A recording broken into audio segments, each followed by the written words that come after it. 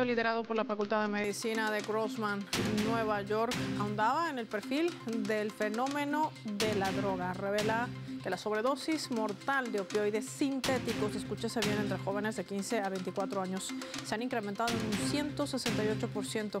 Pero esto no es todo. Estados Unidos tiene dentro de su propio territorio más de 40 laboratorios. Estamos hablando de 3.500 en realidad en más de 40 estados. Esto refleja más del 50% del territorio estadounidense. Pero ¿por qué la administración de Donald Trump no habla de esto y sobre todo por qué no los combate? Hoy vamos a analizar toda esta estrategia de su supuesto plan de lucha contra las drogas. Hoy en El Mapa. Bienvenidos.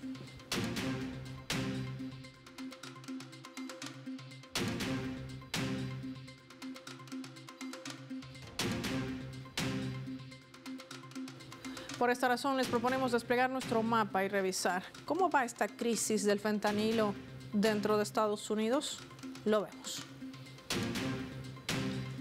Vamos a desplegar nuestro habitual mapa mundo, identificar a los Estados Unidos. Lo hacemos con el color de su bandera. El fentanilo se ha convertido en la droga más común en las muertes por sobredosis en ese país. Estamos hablando de más de 70,000 personas que han muerto en tan solo el año pasado, es decir, en la gestión 2024, después de haber consumido mezclas de drogas que contenían fentanilo. ¿Qué es el fentanilo? Se preguntarán. Un potente opioide sintético, aproximadamente de 50 a 100 veces más potente que la morfina. Fue desarrollado en 1959 como un analgésico y antiséptico también para uso médico, sintetizado por el químico Paul Janssen. Se introdujo en la década de 1960 para su uso clínico y para el tratamiento del dolor, como el posoperatorio en caso de enfermedades, inclusive como el cáncer. El fentanilo, recetado por el médico, se presenta también desde ampollas de su uso hospitalario, entre otras presentaciones como pastillas, etcétera. Mientras que el fentanilo fabricado ilegalmente suele encontrarse en forma de polvo comprimido en pastillas, a menudo mezclado con otras drogas como la heroína o cocaína debido a su potencia, incluso una cantidad muy pequeña. Nos hablamos o referimos de 2 miligramos aproximadamente, podría ocasionar una sobredosis. Vamos a sumar más datos. Según el portal especializado Narconon, en Estados Unidos existen 3.500 cocinas, laboratorios improvisados de fabricación ilegal que operan en 48 estados de los Estados Unidos. Lo vemos identificado con nuestros radares en el mapa. Estas granjas, denomínese así, de laboratorios, están ubicados en suburbios de clase media. Allí los productores sintetizan el fentanilo y usan precursores químicos importados. Estos denominados laboratorios se encuentran en estados como Chicago, Indiana, Michigan, Illinois, Nueva York, Carolina del Sur, Georgia, California. Hay que decir que ya el año pasado la DEA supuestamente incautó más de 55 millones de pastillas de prescripción falsas con fentanilo. Y estamos hablando de fentanilo que no llega de terceros países, sino fentanilo que se produce al interior de Estados Unidos. Sumemos más datos. Hay que decir que esto estaba generando una alerta debido al incremento de muertes por sobredosis. Cerca del 81% de las muertes tienen que ver con este efecto. ¿Cuál es ese espectro de panorama? Hablamos de adolescentes entre 10 y 19 años.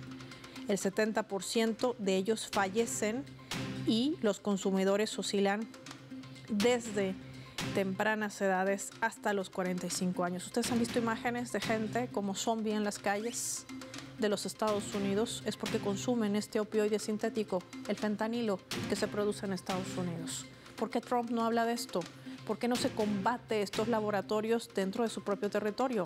¿Cómo opera la DEA? Tantas preguntas, hoy las analizamos con nuestra invitada. Nos acompaña desde México Anester Ceseña, analista internacional. Anester, qué gusto tenerte en el mapa de Telesur. Gracias por tu tiempo para Telesur. Un gusto, Paola. Anester, qué interesante, cuando desplegamos el mapa hablamos de más de 3.500 laboratorios, pero dentro de Estados Unidos, fentanilo, una palabra que en estos últimos meses se ha convertido en la estrategia de la Casa Blanca para atacar a México, para atacar a China y hoy para amenazar en esa supuesta lucha contra las drogas a la región de América Latina y el Caribe con el despliegue de 8 buques fuertemente armados, hay que decir. Así es, o sea, ahí hay como una duplicidad, ¿verdad? Porque mientras que al interior de Estados Unidos se ha promovido la medicación, pero así masiva, ¿no? Se sabe muy bien que, por ejemplo, cuando uno va a un servicio médico en Estados Unidos, tenga lo que tenga, siempre le dan una pastillita que es como un analgésico para que por lo pronto se sienta mejor, y resulta que estos analgésicos que prescriben así o que administran así contienen opiáceos todos ellos, y entonces tienden a generar adicción, de manera que uno llega sano pero a lo mejor se rompió la pierna, algo así, y a partir de ahí empieza a adquirir una adicción a ciertos medicamentos que, bueno, lo ligan al mundo de la medicación, de la farmacología. ¿Por qué razón? Porque en gran medida esto es como la base para promover ese gran negocio de los medicamentos, de los laboratorios farmacéuticos, que a Trump desde que entró a la presidencia le ha preocupado mucho.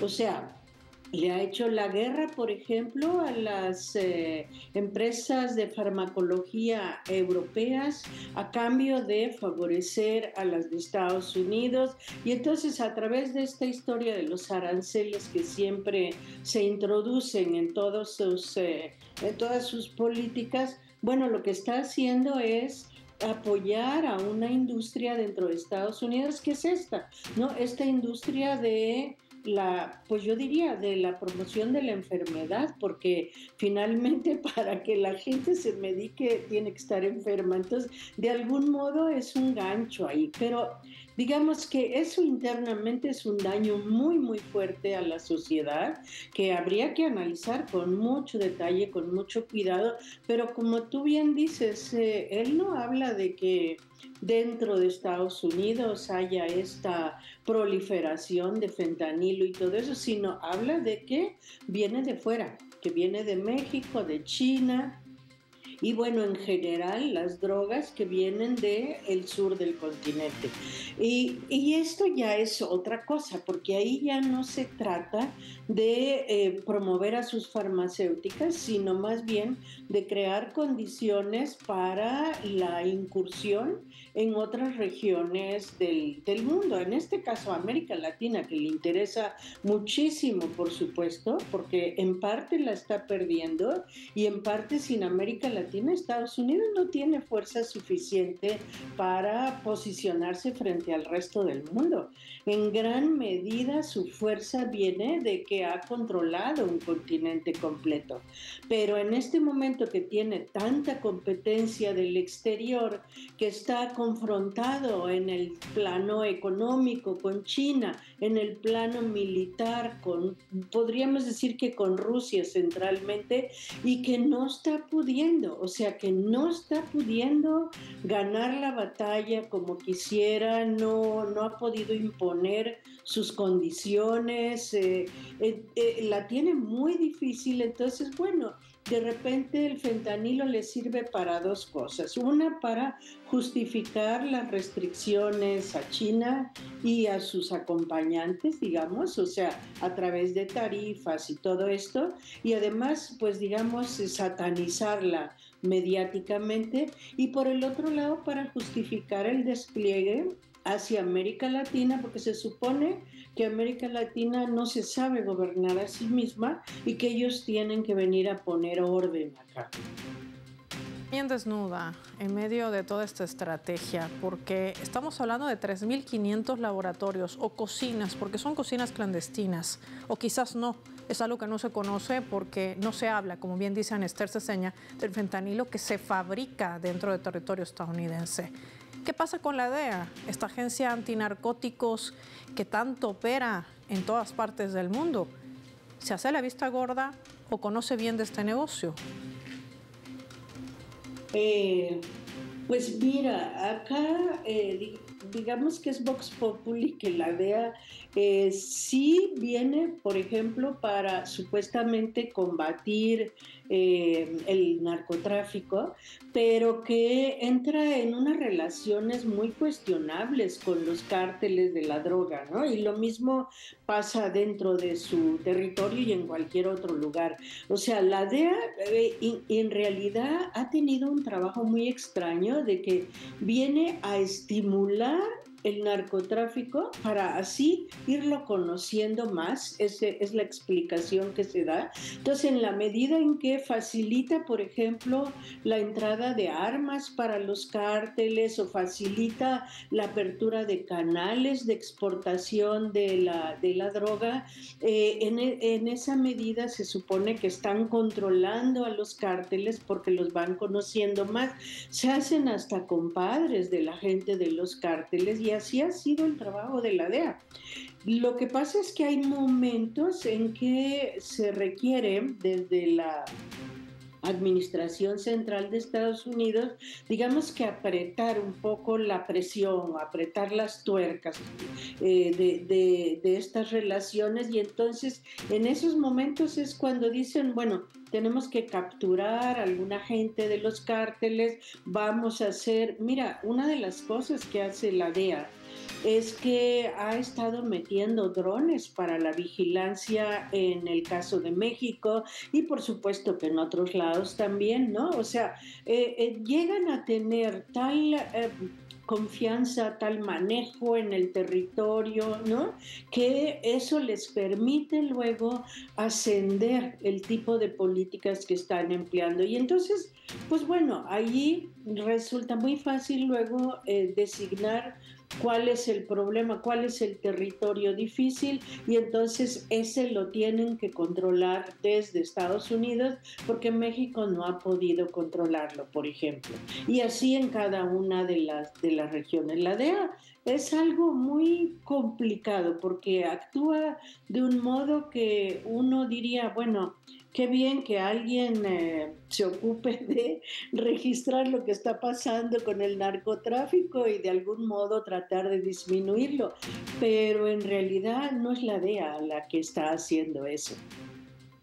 Una clave interesante que también nos ayuda a colocar sobre el mapa: tráfico de armas, muy ligado al tema del narcotráfico, algo que no atiende o se niega a atender Estados Unidos. Al regreso, Anester, me gustaría profundizar este tema de análisis. ¿Qué pasa con el derecho internacional y lo que trata de hacer Donald Trump? Vamos a visualizarlo después de la pausa, no sin antes revisar nuestra escala.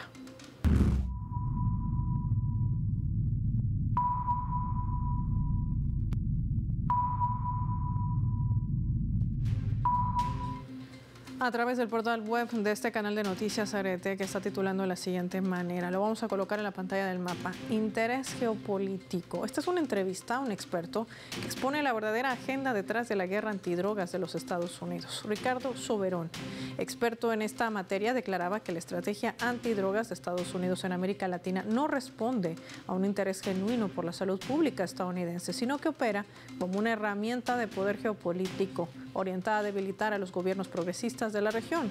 Pese a que las cifras reflejan una emergencia nacional, Soberón advierte que la respuesta no se orienta hacia políticas internas de salud, sino hacia un despliegue militar en la región. Y decía, y sin embargo, destina una embarcación con 4.000 infantes de aviación y el uso de bombas militares para destruir embarcaciones.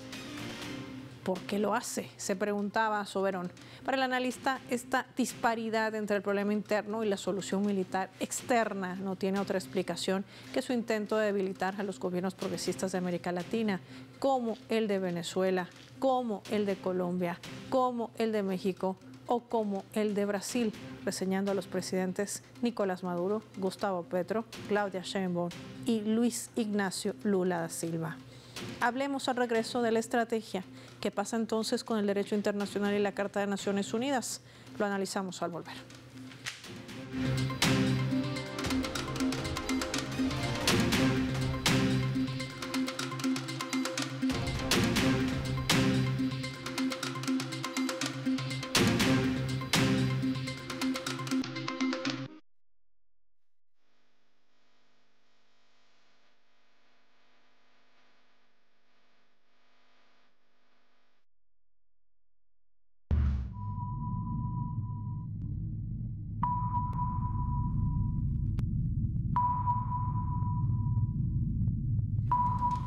Vamos a sumar otro elemento también para el análisis a través de la fotografía. El que ven en sus pantallas es el presidente de Estados Unidos, Donald Trump, que hoy brindaba su discurso en el medio de esta sesión de debate de alto nivel de la sesión de la Asamblea General de Naciones Unidas, que además está cumpliendo 80 años. A su lado, el canciller de Cuba, Bruno Rodríguez Parrilla, quien ha denunciado la postura beligerante del presidente de Estados Unidos, Donald Trump, hacia Naciones Unidas, calificándola como un ataque directo a la esencia de este organismo. Rodríguez aseguró que la agresividad de Trump no solo desafía los fundamentos del multilateralismo, sino que también ataca los propósitos y principios de la Carta de Naciones Unidas. Esta actitud, que ignora el principio de igualdad soberana entre las naciones, representa, decía Bruno Rodríguez Parrilla, un retroceso en los esfuerzos por promover la cooperación y el entendimiento global.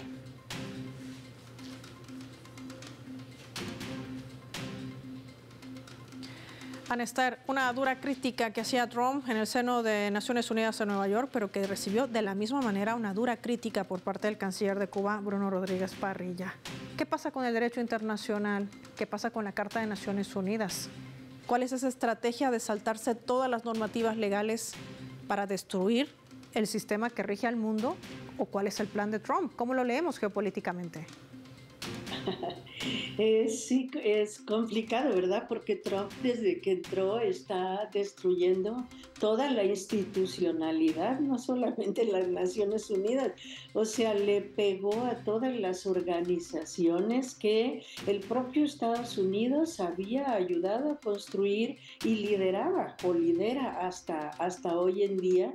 Y de repente resulta que ya la manera como están organizadas o los principios sobre los cuales se asientan ya no son suficientes para el momento contemporáneo. En el caso de las Naciones Unidas, bueno, el discurso fue tremendo, yo diría, un discurso que nadie se esperaba porque fue muy fuerte, hizo críticas bárbaras, en algunas cosas tiene razón, paradójicamente, porque las Naciones Unidas no ha servido para nada, digamos, en el caso de Gaza, no ha logrado detener ese genocidio, pues justamente, entre otras cosas, por el veto de Estados Unidos. Pero es cierto que es un organismo que requiere una remodelación, un rediseño, ¿no?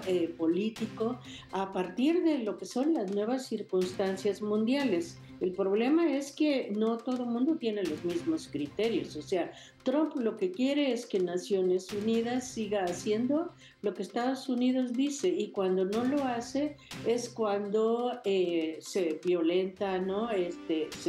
Se confronta con Naciones Unidas. Está muy molesto por la votación sobre el Estado palestino, está molesto porque de repente Naciones Unidas está, o más bien todos los países que están ahí, no necesariamente la institución, pero ya hay un conjunto de países que están tratando de detener el tipo de proyectos que ellos tienen para el Medio Oriente, empezando por el de Gaza, por el de la Riviera que está proponiendo Estados Unidos, pero también por estas rutas nuevas de conexión, ¿no? El IMEC, que es el que conecta la India con Europa y que pues pasaría por encima de Gaza o por el medio de Gaza en el mejor de los trazados. Entonces, hay una serie de explicaciones de lo que está pasando ahí que tienen que ver con los intereses de Estados Unidos y yo diría del occidente colectivo en cierta medida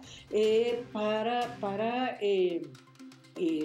emprender proyectos en esa región. Y Naciones Unidas ahora recientemente se ha opuesto. O sea, recientemente hay países, incluso de los del occidente colectivo, pero sobre todo los árabes, que de repente levantaron la voz para decir, no, esto ya no puede seguir, ¿no? ¿Por qué algunos países del occidente colectivo se pusieron tan bravos con esto del Estado palestino? Yo la verdad me lo estoy preguntando, porque, por ejemplo, Francia, Macron, que ha tenido posiciones, pues más bien diríamos, horribles, ¿no? Muy cercanas a las de Estados Unidos, muy belicistas, y de repente ahora se pone como primera voz para el rescate de Gaza. Bueno, debe ser tal vez que se está pensando que la reestructuración de Gaza no se la quede solo Estados Unidos, sino que para el levantamiento nuevamente de condiciones de vida en toda esa región, pues de repente puedan entrar también empresas de los países de Europa. O sea, la ensalada que hay ahí es muy complicada porque hay muchas fuerzas que están interviniendo con intereses económicos puntuales, ¿no? Con intereses geopolíticos también muy importantes. En el caso de Estados Unidos, pues es la posición del occidente, o digamos la posición blanca dentro de un mundo árabe la que tienen ahí. Israel por eso es tan defendido por Estados Unidos, porque es el único punto blanco, yo diría, que está dentro de todo ese mundo árabe, que aunque muchos son sus aliados, no dejan de ser de tener una historia distinta, de tener, digamos, incluso intereses compartidos a veces, que son intereses pues más históricos, o sea, más de largo raigambre, y que lo inmediato no siempre puede jalarlos hacia el otro lado. Entonces, todo esto está allí en pugna, y Naciones Unidas pues es un escenario ahí que no logra ser una caja de resonancia adecuada. Pero mira, hay un riesgo acá. Para el propio Estados Unidos hay un tremendo riesgo de pegarle así a Naciones Unidas. Y es que, pues, finalmente lo que está ocurriendo hoy en el mundo es que el mundo, después de todos los golpes, sanciones y demás, se está organizando de manera independiente. O sea, el hecho del crecimiento de los BRICS, de la Organización de Cooperación de Shanghái, que se ha fortalecido enormemente, todas estas alternativas, los intercambios en monedas propias, todas estas cosas que han estado ocurriendo, se fortalecen justamente con estos ataques que hace Estados Unidos. Entonces, atacar a las Naciones Unidas puede generar la constitución de otro tipo de Naciones Unidas donde no sea Estados Unidos quien tenga el liderazgo. Estados Unidos esté planeando, Néstor, pasar por encima de las leyes internacionales, salirse y violentar los tratados internacionales, bombardear embarcaciones en el Mar Caribe, asesinando a jóvenes pescadores, asaltando embarcaciones atuneras.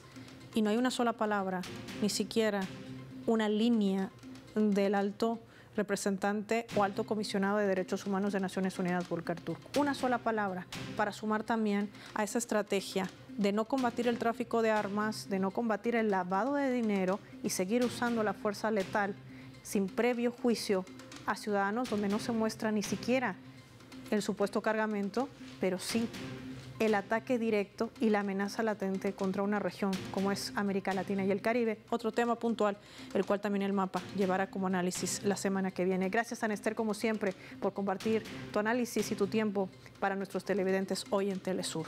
Finaliza el programa y lo hacemos revisando nuestros vectores.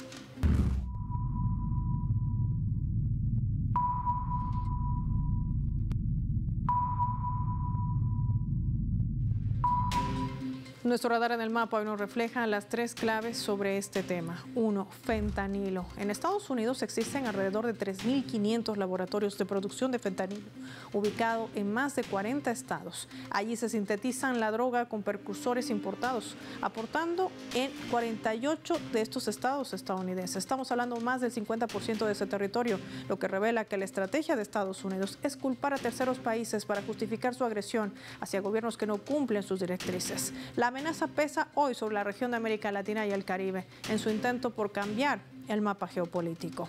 2. Lucha fallida. Estados Unidos está demostrando al mundo su fallida lucha contra las drogas. Millones de dólares destinados durante años a través de su agencia antinarcóticos, que tras investigaciones se ha develado ser el cártel de la droga más grande del mundo. Hablamos de la DEA. Los expertos en droga calculan que el tráfico de cocaína mueve 29.000 millones de dólares al año, tan solo en Estados Unidos. Y esto se ha constituido en el 2% de su Producto Interno Bruto, un negocio del que viven las élites en ese país. Por esa razón se niegan a atender el consumo de drogas de su propia población como un tema de salud pública.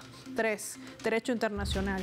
La administración de Donald Trump no solamente viola la Carta de Naciones Unidas, viola el Tratado Internacional, bombardeando con misiles embarcaciones en el Mar Caribe, asaltando a pescadores bajo el pretexto de combatir el narcotráfico, asesinando así a civiles. Quiere seguir atacando con esa narrativa falsa y pasar por encima de las leyes. El único objetivo es destruir el sistema de leyes que rige el orden del mundo para recuperar su debilitada hegemonía. Así lo han denunciado desde el seno de la ONU varios presidentes de la región que no temen alzar su voz ante la agresión latente a nuestra región. Soy Paola Pérez y nos vemos en la siguiente edición del Mapa.